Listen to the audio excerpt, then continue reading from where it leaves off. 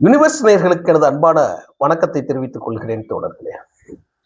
மீண்டும் நாஞ்சில் சம்பத் என்கின்ற நாரவாய் சம்பத்துங்கிறது தான் சொல்லணும். ஒரு நாயை குளிப்பாட்டி வீட்டுக்குள்ள கொண்டு போய் வச்சிங்கன்னு வச்சுக்கோங்களேன், நடு வீட்டுக்குள்ள வச்சா அது திருப்பி என்ன செய்யும்னு சொல்லுவாங்க இல்லையா, அது போற இடத்துக்கு போயிடும். என்னதான் நீங்க மனசுக்கு உள்ளேயும் உங்க மூளைக்குள்ளேயும் பொது புத்திக்குள்ளேயும் ஒரு எண்ணம் இருந்தாலும் அது உள்ள என்ன இருக்குதோ அதுதான் வெளியில வரும். நீங்க வேஷம் என்ன போட்டாலும் ஒரு மழை வருகிற வரை அப்படிங்கிறது பழமொழியை போலதான் நாஞ்சில் சம்பத் என்கின்ற நாரவாய் சம்பத். அவன் தன்னை ஒரு இலக்கியவாதின்னு சொல்லிக்கிட்டோம். இலக்கியவாதி ஒரு மிகப்பெரிய சமூகத்தில் கல்லூரி அளவுகளில் பேசக்கூடிய ஒரு நபரின் தரம் தாழ்ந்த பேச்சு, தனிநபர் விமர்சனம் எல்லாத்தையும் தாண்டி வக்கிர குணம் இருக்குல்ல, அதுக்காக பதில் சொல்வதற்காகத்தான் இந்த காணொலியை தவிர வேற என்றுமே கிடையாது. நீ ஒரு அரசியல்வாதியாக மாறிவிட்டாய். அந்த அரசியல்வாதிக்கு என்ன கடமை இருக்கிறதோ அந்த கடமையை மட்டும்தான் நீ செய்யணும். ஒரு கட்சியோட கொள்கை பரப்பு செயலாளராக நீங்க மாறிவிட்டாய் என்று சொன்னால் அந்த கட்சிக்கு என்ன கொள்கையோ அந்த கட்சிக்கு என்ன நோக்கமோ அதையும் தாண்டி சொல்ல போனால் உங்கள் இலக்கு எதுவோ அதை மட்டும் பேசிட்டு வெளியே போயிடலாம். நீ தேவையில்லாமல் நீ மறுமலர்ச்சி திமுகவோட பொதுச் செயலாளர் தலைவர் வைகோ அவர்களை நீ சீண்டுவதால் உனக்கு ஒரு விளக்கம் நான் சொல்ல வேண்டியது. நீயும் மல்லை சத்யாவும் சேர்ந்து கொடுத்த ஒரு பேட்டி இருக்கு. அது இப்பெல்லாம் யாருக்கும் தெரியுமா தெரியாதாங்கிற எனக்கு தெரியாது. நான் ஒரு விஷயம் சொல்றேன். அதுல ஆனந்த விகடன்ல ஒரு கேள்வி கேட்கிறாங்க. ரிட்டர்ன்ஸ் ஆனந்த விகடன்ல ரொம்ப முக்கியமான ஒரு கேள்வி கேட்கிறாங்க. எல்லா கேள்வியும் கேட்டு வந்துட்டாங்க. நீங்க யாரை சந்திக்கவே கூடாது அப்படின்னு ஒரு கேள்வியை அந்த கேள்வி வைக்கிறாங்கன்னு வச்சுக்கோங்களேன். ஒரு கேள்வியில ரெண்டு விதம் இருக்கக்கூடாது. உங்க வாழ்க்கையில மறக்கவே முடியாத ஆள் யாரு ஒரு கேள்வி கேட்கலாம். உங்க வாழ்க்கையில இனிமேல் நீங்கள் சந்திக்கவே கூடாத ஆளுன்னு ஒரு கேள்வியை கேட்கலாம். ஆனால் ஒரு பெரிய மெயின் ஸ்ட்ரீம் மீடியாவுக்கு உள்ள இந்த கேள்விகள் எல்லாம் முதலே தயாரிக்கப்பட்டு விடும். அதான் ரொம்ப முக்கியமானது. நீங்க என்ன கேள்வியை கேட்பீங்க, நான் என்ன பதில் சொல்ல போறேன், இதை நீங்க எடிட்டோரியலுக்கு அனுப்புவீங்களா இல்லைன்னா எடிட் பண்ணுவீங்களா, ரெண்டு கேள்வி இதுல வரும். அப்போ ஒரு ஆளை நீங்க சந்திக்கும் போது நீங்க சந்திக்கவே கூடாதுன்னு நினைக்கிறேன்னா எப்படி? நீங்க வைகோ அவர்கள் எல்லாம் தவறா செஞ்சுட்டாங்கன்னா நீங்க ஒரு கட்சி ஆரம்பிக்கிறது எப்படி அப்படின்னு ஒரு கேள்வி இருக்குன்னா அந்த கேள்வியை தொடுக்கிற விதத்துல இருந்தே அவங்க ரெண்டு பேரோட நோக்கத்தை நீங்க தெரிஞ்சுக்கலாம். அப்போ சொல்றாப்புல, வைகோ அவர்கள் பின்னால நீ கட்சி ஆரம்பிச்சு நான் போய் என் வாழ்க்கையை இழந்துட்டேன் அப்படின்னு சொல்ற ஆளுக்கு இந்த பதில் நீங்க கேட்டு பாருங்க. இப்ப நான் சொல்றேன், மல்லை சத்யா ஒரு கட்சி ஆரம்பிச்சிருக்காங்க. அதோட பின்னணியில ஒரு கேள்வி கேட்கிறாங்க. என்ன கேள்வி? நீங்கள் மல்லை சத்யா அவர்களைப் போல நீங்கள் ஏன் தனி கட்சி துவக்கவில்லை? அதுக்கு இந்த அயோக்கியன் என்ன பதில் சொல்றான் தெரியுமா?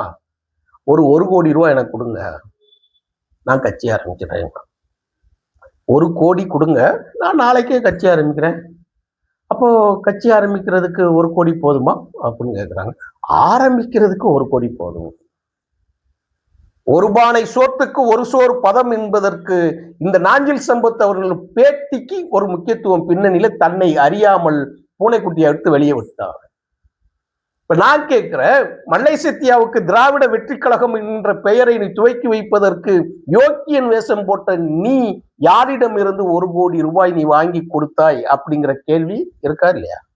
உனக்கு என்ன விவரம் தெரியாத ஆள் கிடையாதா? இல்ல உன்னை விவரம் தெரிஞ்ச ஆள் தானே கூப்பிடுறீங்க.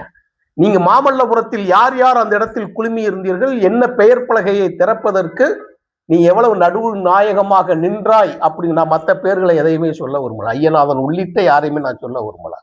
அப்போ யாருக்கோ கூலிக்கு வாங்கி கொண்டு மாரடித்த ஒரு கும்பல், யாருக்கோ வாங்கின தூக்கி போட்ட பிஸ்கட்டை கவ்விக்கொண்டு சென்ற ஒரு நாயின் பேச்சும் உன் பேச்சும் எப்படி தரமா இருக்குங்கிறது தான் நம்ம.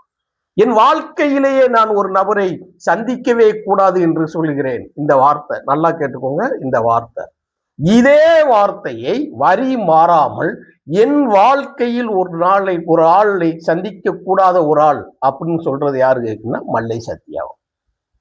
இவங்க 2 பேர் இருக்கிறாங்க. இது அப்படியே பின்னாடி கடந்து போங்க. இதே நாஞ்சில் சம்பத் ஒரு வார்த்தை சொல்லியிருக்காரு. என்ன சொல்லியிருக்காரு தெரியுமா? செக்ரட்டரியேட்டுக்கு நான் போனேன், அதாவது தலைமை செயலகத்துக்கு நான் போனேன். அங்க தாவேகாவோட பொதுச் செயலாளர் புஷி ஆனந்த் அவர்களை சந்தித்தேன். அப்போ ஒரு குறிப்பிட்ட பெயர்களை சொல்லி நீங்கள் கட்சியில் சேர்த்துக் கொள்ள விரும்புகிறீர்களான்னு கேட்டார். அவங்க கட்சியில் சேர்ப்பதற்கு விருப்பம் இல்லைன்ட்டாங்க. அப்படியே நீ திமுகவுக்கு போ, நீ இதே வார்த்தையை அப்படியே கட் பண்ணி வச்சுக்கோங்க, அப்படியே திமுகவுக்கு போட்டோம். அவருடைய நண்பர் ஒருவரை அழைத்து கொண்டு சேகர் பாபுவிடம் போய் ஒரு உதவி கேட்கிறார். ஒரு அமைச்சருக்கு உதவியாளராக இவரை ஏற்றுக்கொள்ள முடியுமா அப்படின்னு சொல்லி ஒரு கேள்வி கேட்கிறாரு. இவ்வளவு நாள் நான் உழைத்திருக்கிறேன், அவங்க எனக்கு எந்த விதமான மரியாதையும் நான் கொடுக்கல, அதனால நான் வெளியே வந்துட்டேன் அப்படிங்கிறார். யாரை சொல்லும்போது? திமுகவை சொல்லும்போது. இதை தாவேக்கா புரிந்து கொள்ள வேண்டும். அதுதான் நான் சொல்றேன். நான் இந்த நாய் தன்னோடு கூட இருந்த ஒரு நபருக்கு அமைச்சரின் உதவியாளராக இருக்கக்கூடிய வாய்ப்பை தரவில்லை, ஆகையே நான் திமுகவிட்டிருந்து வெளியே வரல.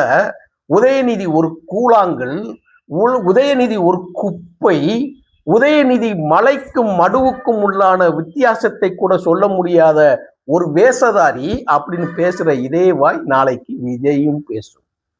ஒரே வசனம் எல்லாருக்கும் பொருத்தி போடுவான்.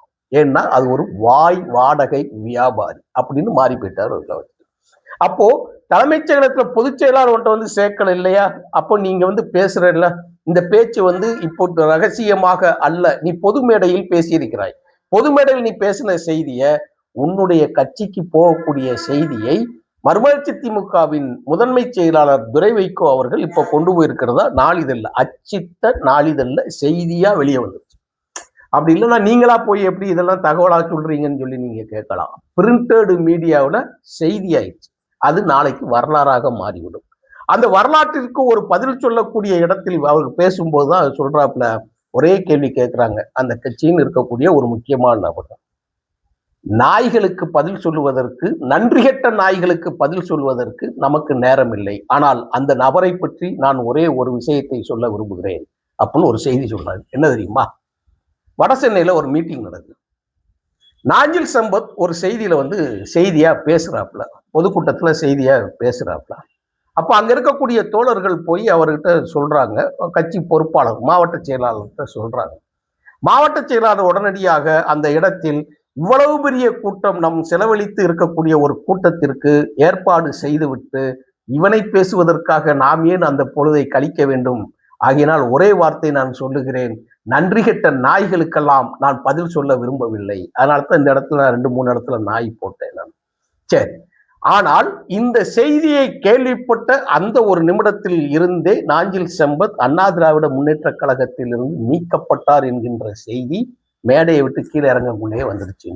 அவர் எதை குறிப்பிடுகிறார் என்று சொன்னால், 2012-13 காலகட்டங்களில் சென்னையில் பெருவெள்ளம், 14 காலகட்டங்களில் ஒரு பெருவெள்ளம் வந்தது. அந்த பெருவெள்ளத்தை பார்வையிட சென்ற முதலமைச்சர் ஜெயலலிதா அவர்களுக்கு சரியான தகவல் கொடுக்கப்படாத காரணத்தினால் அணை திறக்கப்பட்டு நிறைய பேர் இறந்துட்டாங்க. அதை தந்தி டிவியில் அமர்ந்து கொண்டு திரு பாண்டே அவர்கள் ஒரு கேள்வியை கொடுக்கிறார். ஏன்னா ஒரு கொள்கை வரப்பு துணை செயலர்.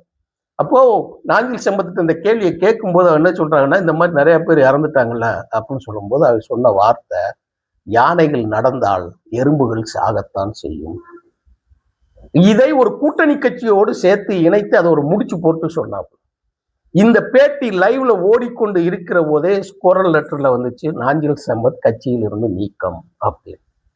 ஏனென்று சொன்னால் எதிர்கட்சிகளாலும் ஆண்ட கட்சிகளாலும் மதிக்கப்படக்கூடிய பெரும் தலைவராக இருக்கக்கூடிய வைகோ அவர்களை அவமரியாதையாக பேசி அந்த நிகழ்ச்சியில் இருந்து வெளிவருகிற போதே இவனை தூக்கி எறிந்த செய்தியை எல்லாருக்குமே தெரியும். ரொம்ப நான் பெர்சனலா பேசுறதுக்கு எனக்கு விருப்பம் இல்லை. ஏனால் நாஞ்சில் சம்பத் அவர்கள் இந்த காணொலியை பார்த்தாலும் என் முகத்தை பார்த்தாலுமே பெயரை சொல்லக்கூடிய அளவிற்கு அவருக்கும் நன்றாக தெரியும். ஆனால் அவர் பேசுகிற பேச்சில் எவ்வளவு ஒரு அநியாயம், அக்கிரமம், வன்மம் இருக்கிறதுனால்தான் நான் பேசுகிறேன். அவர் வீடு ஒருபோதும் இடிக்கப்படவே இல்லை என்பதற்கான சாட்சி பல்வேறு நபர்களுக்கு அந்த மாவட்டத்தில் அவர் இருக்கக்கூடிய கிளையில இருக்கிறவங்களுக்கு கூட தெரியும். ஒரு வீடு கட்டுறாங்க, வாசல் கட்டுறாங்க, அந்த வாசல்ல கொஞ்சம் முன்னாடி இழுத்து கட்டி இருப்பாங்க. அதுல காம்பவுண்ட்ல 5-6 அடி அது மட்டும்தான் கட்டப்பட்டது, இடிக்கப்பட்டதா ஒரு செய்தியை வெளியே சொல்லிட்டாங்க. சொல்ல போனா அன்னைக்கு நான் சொல்றது 24, சரியா சொல்லணும்னா 24 வருடங்களுக்கு முன்னால், 1/4 நூற்றாண்டுக்கு முன்னால் 1 கோடியிலிருந்து 2 கோடி ரூபாய் மதிப்பு என்றால் இன்னைக்கு 25 கோடி மதிப்பு சமம். அந்த கட்சி அள்ளி கொடுத்தவருக்கே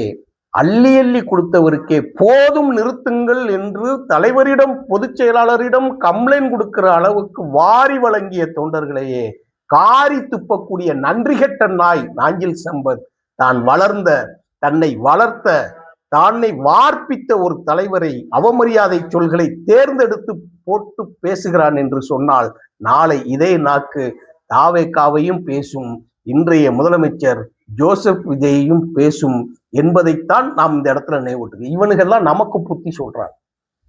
யாருக்கோ கை காட்டுகிறது, திமுகவுக்கு ஆட்காட்டி வேலை செய்கிறான் என்று சொல்லியே நான் கடந்த வாரம் ஒரு காணொலி போட்டு இருக்கிறேன். இதே மதி யூனிவர்ஸ் சேனல்ல கடந்த வாரம் நான் போட்டிருக்கிறேன். திமுகவுக்கு இவன் ஆட்காட்டி வேலை பார்க்கிறான், பி கேர்ஃபுல் தாவேகா, புஷி ஆனந்த் அல்லது மிஸ்டர் ஜோசப் விஜய் போட்டிருக்கிறேன். மீண்டும் இந்த கூட்டணியை, கட்டமைப்பாக இருக்கக்கூடிய கூட்டணியை திமுகவிடம் இவன் எதையோ பெற்றுக்கொண்டு, இல்லை என்றால் யாரோ ஒரு ஏவலில் குலைக்கின்ற ஒரு நாயை போல் இவன் குலைக்கிறான் என்று சொன்னால், எதிர்வரும் தேர்தலில் கஷ்டப்பட்டு கட்டமைத்து இருக்கக்கூடிய மறுமலர்ச்சி திமுக, விடுதலை சிறுத்தைகள், இடது கம்யூனிஸ்ட், இந்திய கம்யூனிஸ்ட் பிளஸ் IMUL என்கின்ற ஒரு மாற்றமிகு அழகான ஒரு கூட்டணியை ஒரு தேன்கூட்டில் கல்லை எறிவதை போல் இந்த நாய் கை வைக்கிறது என்று சொன்னால், இவனை வைக்க வேண்டிய இடத்தில் வைக்க வேண்டும் என்பதை வேண்டுகோளாக வைத்துத்தான் விடைபெறுகிறேன் தோழர்களே. நன்றி, வணக்கம் தோழர்களே.